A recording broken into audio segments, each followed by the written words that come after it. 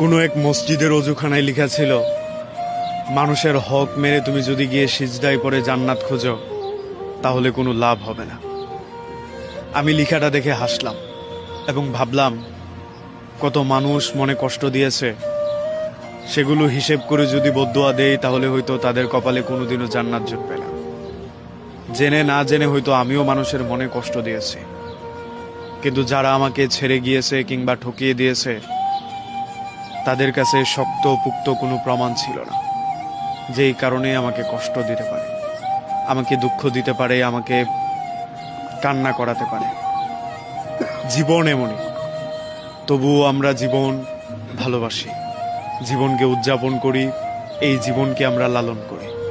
মানুষ আমাদেরকে কষ্ট দেয়, দুঃখ দেয়, কিছু কিছু জায়গা থেকে আমরা হেসে চলে আসি, আর কিছু দুঃখের কষ্ট আমরা বুকে জমিয়ে চলে আসি।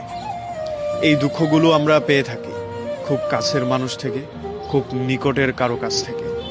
এই দুঃখগুলোর কোনো বহিঃপ্রকাশ হয় না, না এই দুঃখগুলো প্রকাশ করা যায়। আচ্ছা, যারা কষ্ট দেয়, যারা প্রতিশ্রুতি ভঙ্গ করে, যারা অপমান করে, তারা কি ভালো থাকে খুব, বা তারা একেবারেই নিখুঁত?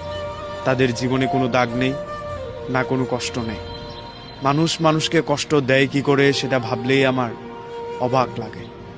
মানুষ জানে কষ্ট দিলে আমি ভেঙে যাব, আমি এই কষ্টটা নিতে পারবো না, এই কষ্টের ওজন আমি বহন করতে পারবো না।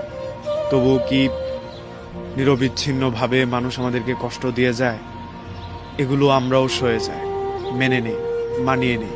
বোধহয় এটাই জীবন। আসলেই তো এইভাবেই জীবন কাটাতে হয়। এইভাবে কাটাতে কাটাতেই এক সময় আমরা মৃত্যুর সাথে দেখা করে ফেলি। মৃত্যু আমাদেরকে পরপারে নিয়ে যায়, হিসেব হয়, তারপরে সব শেষ হয়ে যায়।